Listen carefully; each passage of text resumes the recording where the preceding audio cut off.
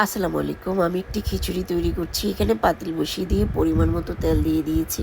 আর এইদিকে আমি boneless chicken নিয়ে নিয়েছি। এগুলিকে আমি আদা, রসুন, হলুদ, মরিচ, ধনিয়া, জিরা দিয়ে ভালোভাবে ম্যারিনেট করে নিয়েছি। প্রায় 15 মিনিটের মতো আমি রেখে দিয়েছিলাম। তারপরে এখন আমি ভেজে নিচ্ছি, হালকা করে ভেজে নিচ্ছি।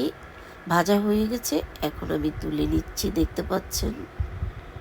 এখন আমি পেঁয়াজ কুচি দিয়ে দিয়েছি তেলের মধ্যে ভালোভাবে, একটু হালকা ব্রাউন কালার যখন চলে আসবে আমি একটু গরম মশলা দিয়ে দিয়েছি, তেজপাতা, দারচিনি, এলাচি পরিমাণ মতো। আর এদিকে আমি 2 কাপ চাউলের খিচুড়ি তৈরি করছি মসুরের ডাল দিয়ে। 2 কাপ চাউলের সঙ্গে হাফ কাপ ডাল দিয়ে দিয়েছিলাম, ভালোভাবে ওয়াশ করে পানি ঝরিয়ে।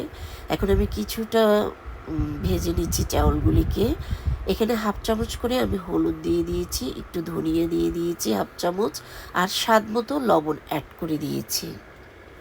ভালোভাবে আমি ভেজে নিচ্ছি, দেখতে পাচ্ছেন চাউলকে ভাজা হয়ে গেলে এখন আমি হালকা ভেজে রাখা সেই চিকেনটা দিয়ে দিয়েছি, 4-5টা কাঁচামরিচ অ্যাড করে দিয়েছি।